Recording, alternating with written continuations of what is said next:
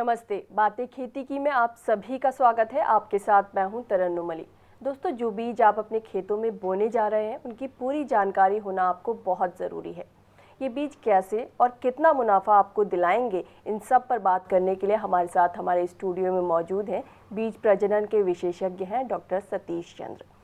Doctor Satish Chandra, आपका बहुत बहुत स्वागत है हमारे कार्यक्रम में बातें खेती की में। धन्यवाद। डॉक्टर सतीश चंद्र, आज हम बीजों की बात करेंगे तो हम सबसे पहले बात करेंगे गेहूं की।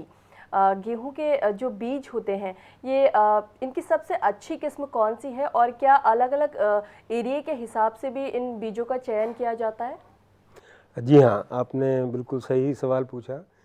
गेहूं की बहुत सी प्रजातियां हैं, किस्में जिससे जैसे हम बोलते हैं, और अलग अलग जगह पर अलग अलग धरती के हिसाब से, भूमि की क्या कैरेक्टरिस्टिक्स हैं उसके हिसाब से अलग अलग बीज का चयन करना आवश्यक है। ये भी आवश्यक है कि जो हम बीज सिफारिश करते हैं वो उसका बीज बाज़ार में भी उपलब्ध हो और अच्छी क्वालिटी का बीज उपलब्ध हो। तो मैं आपको गेहूं के बारे में थोड़ा सा ये बताना चाहूँगा कि आज जो भारतवर्ष में सबसे ज़्यादा गेहूं का क्षेत्र है उत्तर भारत, और ये गंगा का जो गंगा जमुना के मैदान हैं इसमें दो किस्में बहुत प्रचलित हैं। एक तो PBW 550 और एक PBW 502। इसके अलावा DW 17 और एक राजस्थान की किस्म है नई 4037 4037।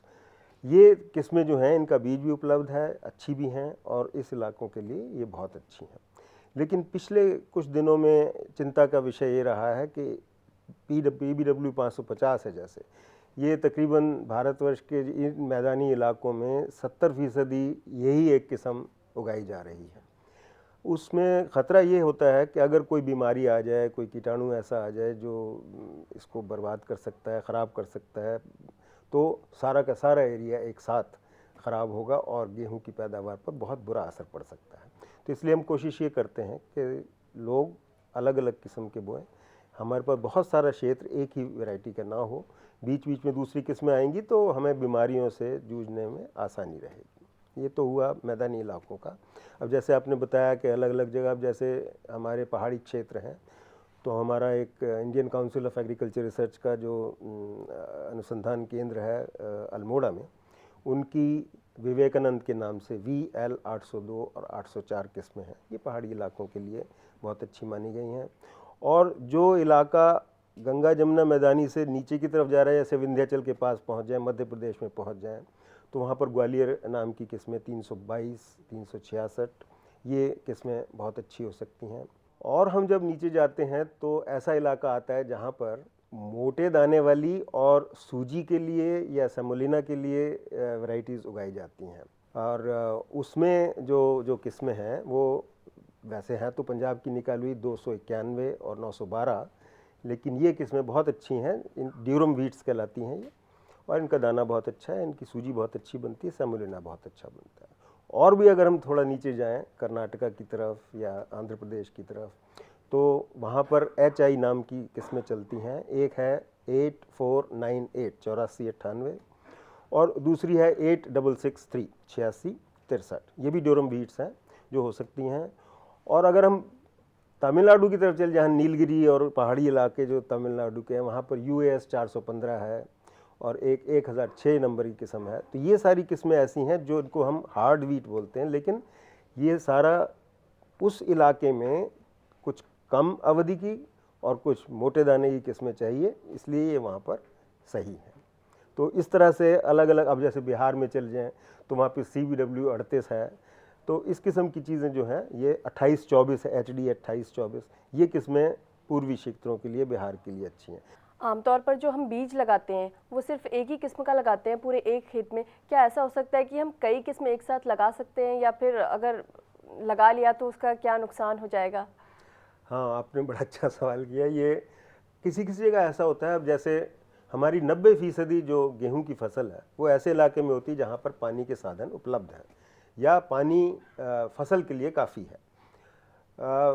वहाँ पर कोशिश यही होती है कि एक ही फसल लगाई जाए गेहूं की, क्योंकि वो उसमें आमदनी अच्छी होती है। दूसरी फसल लगाने में उतना लाभ नहीं हो पाएगा। लेकिन कई जगह ऐसी हैं जैसे 10% 8%, 8 से 10% एरिया ऐसा है क्षेत्रफल जिसमें गेहूँ बारानी की तरह लगाया जाता है, जिसमें पानी का साधन नहीं है। ऐसी जगह पर गेहूं के साथ चना, अलसी, सरसों ये चीज़ें लगाना इसलिए लाभदायक है कि किसान का जो रिस्क है वो कवर हो जाता है।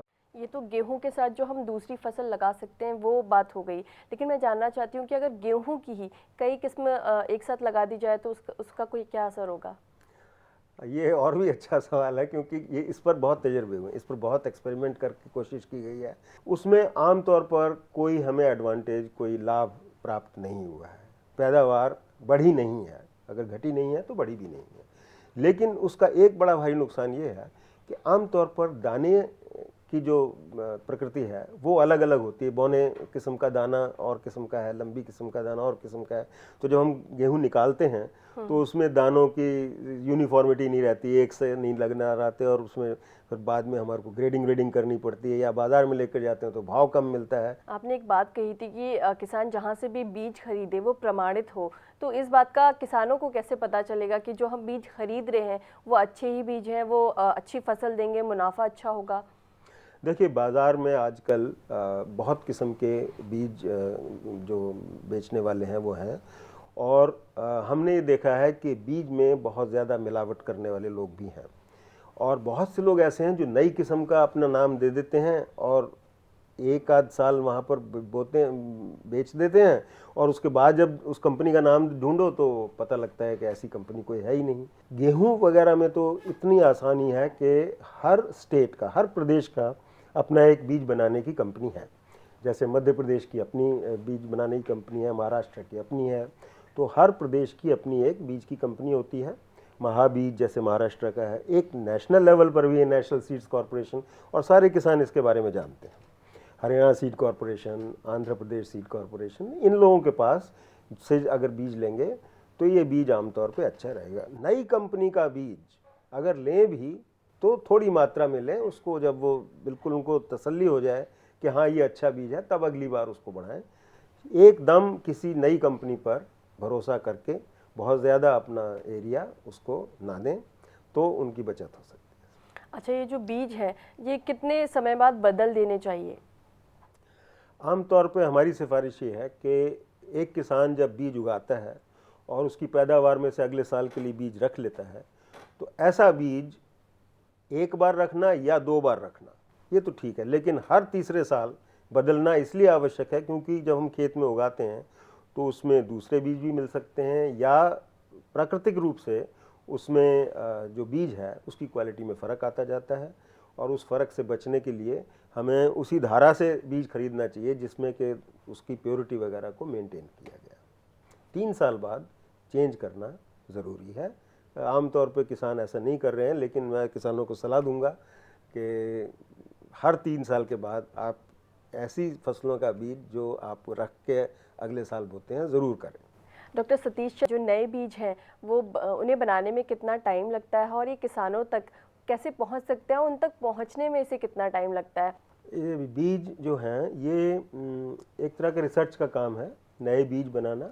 उसमें हम ये देखते हैं कि आज जो बीज हमारे पास हैं उसकी उत्पादकता को कैसे बढ़ाया जाए, उसकी गुणवत्ता को कैसे बढ़ाया जाए। जैसे कोई बीमारी अगर लगती हो तो बीमारी से अवरोधी उसमें गुण कैसे डाले जाएं, इस तरह की चीज़ें ये रिसर्च की होती हैं। और ऐसे एक आम तौर पर मोटी सी बात बताऊंगा आपको, एक नई किस्म निकालने में 8 से 10 साल तक लगते हैं, लेकिन इसके बाद ट्रायल किया जाता है, और ट्रायल के बाद ये देखा जाता है कि वो वाकई पुरानी वाली किस्म से अच्छी साबित हो रही है, और उसके आधार पर नई किस्मों को सिफारिश की जाती है। जो अच्छी साबित होती हैं उसकी सिफारिश की जाती है। जिस दिन उनकी सिफारिश की जाती है उस समय हमारे पास इतना बीज नहीं होता कि सीधा किसानों को दे दिया जाए। उस समय सिर्फ एक प्रजनक बीज, जिसको ब्रीडर सीड बोलते हैं, उसकी एक आवश्यक मात्रा होनी ज़रूरी होती है, जिसके आधार पर फिर उसको बढ़ाया जाता है। उस प्रजनक बीज को बोकर फाउंडेशन सीड निकलता है, ब्रीडर सीड से फाउंडेशन सीड, उससे अगले साल फाउंडेशन से सर्टिफाइड, और अगर उसकी मात्रा इतनी ना हो जितनी डिमांड है तो सर्टिफाइड स्टेज 1 से सर्टिफाइड स्टेज 2, मतलब ये भी 3 साल का वक्फा और चलिए ये बात तो हो गई गेहूं के बीजों की, लेकिन एक बहुत बड़ा सवाल है, बहुत बड़ा मुद्दा है सिंचाई भी। तो सिंचाई के बारे में हमें बताइए कि गेहूं की सिंचाई का सही तरीका क्या है और नई नई टेक्निक जो इससे जुड़ी हुई निकली हैं वो क्या है, कौन सी है, कैसे कर सकते हैं। गेहूं की सिंचाई आमतौर पर किसान बड़े गलत तरीके से करते हैं। खुला पानी देते हैं, क्यारियाँ काफ़ी चौड़ी होती हैं, उसमें पानी जब चलाना शुरू करते हैं तो उसको क्यारी भरने में काफ़ी समय लगता है। तो क्यारी जहाँ से पानी खोलते हैं वहाँ पर ज़्यादा पानी हो जाता है और क्यारी के आखिर में पानी कम पहुँचता है, या इतना ज़्यादा पानी हो जाता है जो फसल के लिए नुकसानदेह भी साबित हो, क्योंकि पानी कम होना भी नुकसानदेह है और पानी ज़्यादा होना भी नुकसानदेह। जड़ों में अगर हवा नहीं होगी, पानी से भरा रहेगा, ज़्यादा 2-3 दिन तक अगर पानी रहेगा तो वो नुकसान करेगा। ये चीज़ किसानों को समझनी चाहिए, लेकिन क्योंकि किसानों को आमतौर पर नहरों से पानी मिलता है और उसकी अवधि निश्चित होती है, तो सब कोशिश करते हैं कि ज़्यादा से ज़्यादा पानी हम वो किसान खेत में दे सकें। वो पानी एक बार खेत में चला जाएगा तो खेत में ही रहेगा। लेकिन क्यारी को छोटा करना, पतला करना, हमारी रिकमेंडेशन ये 30 फुट से ज़्यादा चौड़ी क्यारी नहीं होनी चाहिए और 100 फुट से ज़्यादा लंबी नहीं होनी चाहिए। और उसमें भी यह है, जब पानी 70 फुट तक पहुंच जाए तो पानी बंद कर दें उस क्यारी का, दूसरी क्यारी में खोल दें, क्योंकि 70 फुट तक जो पहुंच गया वो पानी रुड़ के फैल के आखिर तक पहुंच जाएगा और वो क्यारी आराम से भर जाएगी। और उसमें जो मात्रा शुरू में ज़्यादा हुई है वो ढालू होने के कारण वहाँ पर आगे पहुँच जाए। एक तो ये तरीका है, छोटी क्यारी बनाए और पानी को 70% पानी क्यारी में जाने पर बंद कर दिया जाए। एक आजकल नई किस्म से बोने का, गेहूं की जो कृषि पद्धति है उसमें बहुत सुधार आया है। उसको हम कहते हैं ब्रॉड बेड फरो प्लांटर, यानी वो चौड़ी क्यारी बनाता है और दोनों तरफ एक खूड़ बना देता है। हमारी रिकमेंडेशन ये रहती है उसमें कि पानी जो है खुला ना दिया जाए, नालियों में दिया है। जो खूड़ जो बना देता है, वो जो रिजर्व होता है, फरो होती है, उसमें फरों में पानी देंगे तो वो पानी रिस के जड़ों में पहुंच जाएगा और बल्कि और भी नीचे तक पहुंचेगा, क्योंकि फरों में जब पानी देते हैं तो वो पौधे की सतह से नीचे होता है और जड़ें फैलने में और नीचे से तत्व, जो पोषक तत्व हैं, उनको खींचने में मदद करता है। पैदावार भी बढ़ जाती है, 12 से लेकर 22% तक तजर्बों में पता लगा है। और किसानों को खेत पर भी यही पता लगा है कि इतनी पैदावार बढ़ सकती है ऐसी खेती से जो ब्रॉडबेड फरो प्लांटर से की गई है और पानी खूड़ों में दिया गया है, फरों में दिया गया है। आमतौर पे ये माना जाता है कि खेतों की जितनी जुताई करो फसल उतनी ज़्यादा अच्छी होगी, लेकिन आप बता रहे हैं कि इसमें कम जुताई करो तो भी फसल आपकी अच्छी हो सकती है। ये नए नए तरीके आते रहते हैं। हम लोग मतलब एक्सपीरियंस से लर्न करते हैं, कुछ साइंस से लर्न करते हैं। तो जब हम साइंस लगाते हैं तो हमें पता लगता है कि जैसे हम मान लो जुताई कर रहे हैं, जुताई में क्या होता है, हल की एक गहराई होती है, या कोई भी भूमि के ऊपर जब हम लगाते हैं उसकी एक गहराई होती है। तो वो लोहे के हल या डेस्क या कल्टीवेटर कोई भी है, वो उसी पर मार करता है ज़मीन के ऊपर, तो वहाँ पर एक सख्त परत बन जाती है, उसको हार्ड पैन कहते हैं।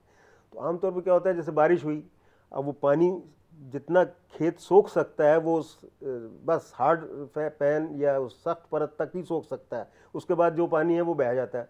उसको तोड़ने के लिए ये अच्छा है कि कम जुताई की जाए। जो सख्त परत ज़मीन के अंदर बन जाती है ऐसी जगह पर जहाँ पर हल बार बार मार करता है, उसको तोड़ने के लिए एक चिजल प्लाव होता है, छेनी पर हल, जो गहरा जाता है और उस सख्त परत को तोड़ देता है।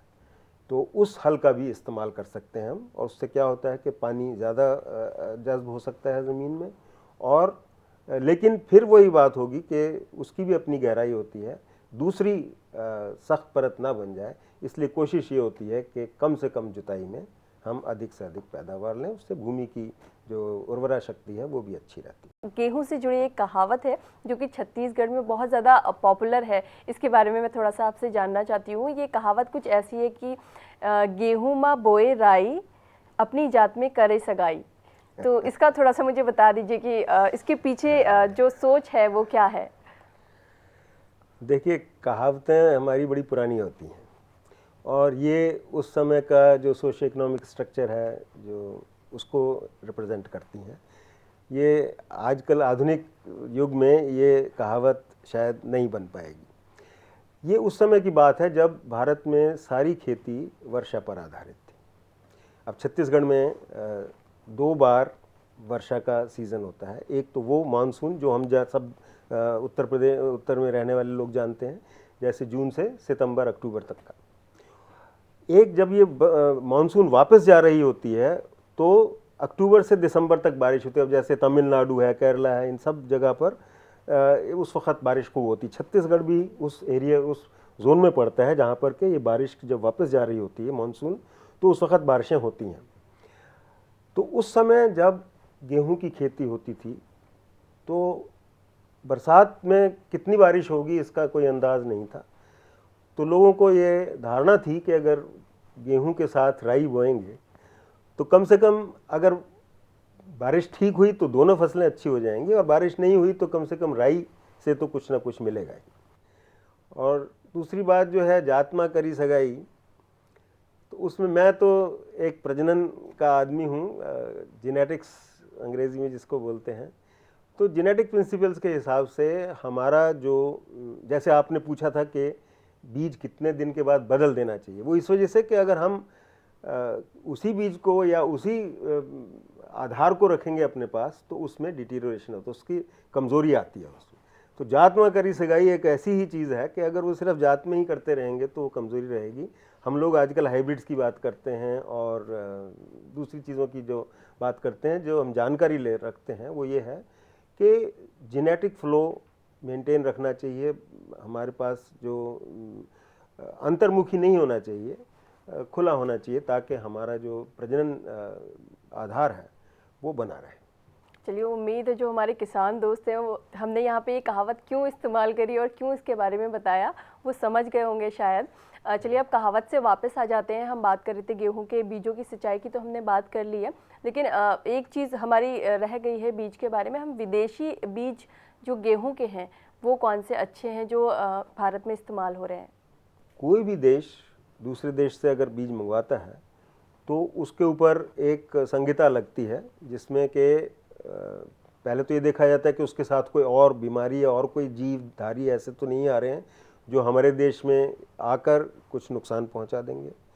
फिर उसके बाद उसका ट्रायल करना पड़ता है, देखना पड़ता है कि हमारे यहाँ के लिए कितने सूट करते हैं, कितने अच्छे रहते हैं, और उसके बाद ही होता है। लेकिन गेहूं में आजकल ऐसा है कि जैसा मैंने बताया, हम प्रजनन के क्षेत्र में हैं। हमारी कोशिश ये होती है कि अगर बीज, आमतौर पे क्या होता है कि बीज जब हम बाहर से मंगवाते हैं वो हमारे क्षेत्र के आबो हवा, हमारी क्लाइमेट के हिसाब से वो सूट नहीं कर पाते हैं। डॉक्टर सतीश चंद्र, चलते चलते हमारे किसान दोस्तों को ये भी बता दीजिए कि गेहूं के साथ सरसों तो वैसे लगाई ही जाती है, लेकिन इसके अलावा वो और कौन कौन सी फसल लगा सकते हैं जिससे उन्हें दुगना मुनाफा हो जाए? देखिए, मैंने पहले भी बताया है कि ये पद्धति वहाँ पर चलन में आती है जहाँ पर पानी गेहूं की फसल के लिए, अकेली फसल के लिए पर्याप्त नहीं है। ऐसे में गेहूं के साथ चना लगाना बुंदेलखंड रीजन में बहुत कॉमन है। गेहूं के साथ अलसी लगाना भी उस एरिया में काफ़ी कॉमन है। और बल्कि हमारे यहाँ तो पहले प्रचलन यही था कि गेहूं का सीधा आटा भी नहीं, उसमें चने का आटा मिला के, गोचनी जिसको बोलते थे, गेहूं और चने को मिलाकर तो उस आटे की रोटी बनाई जाती थी। तो ये फसलें ऐसी हैं जो 3-4 फसलें, जैसे राई तो है ही है, और खाने के लिए चना साथ में उगाया जा सकता है, और तिलहन में एक और अलसी जैसे है। वो अलसी भी कम पानी चाहती है और गेहूं को नुकसान भी नहीं पहुंचाती, क्योंकि ज़रूरी है कि अगर गेहूं के साथ ऐसी चीज़ लगाएं हम जिससे गेहूं का नुकसान ना हो, वही फ़ायदेमंद साबित होगी। और अगर ऐसी चीज़ लगा दें जिससे गेहूं का नुकसान हो तो दोनों को लगाने का कोई फ़ायदा नहीं है। डॉक्टर सतीश चंद्र, गेहूं से जुड़ी आपने हमें बहुत अहम जानकारी दी। आपका हमारे स्टूडियो में आने के लिए, हमें जानकारी देने के लिए बहुत बहुत शुक्रिया। आपका भी बहुत बहुत धन्यवाद। उम्मीद है आपको हमारा ये कार्यक्रम पसंद आया होगा, लेकिन फिर भी अगर इस कार्यक्रम से जुड़ा आपका कोई भी सवाल या सुझाव है तो टीवी स्क्रीन पर दिए इस पते पर हमें लिख भेजिए। फिलहाल मुझे दीजिए इजाज़त। नमस्ते।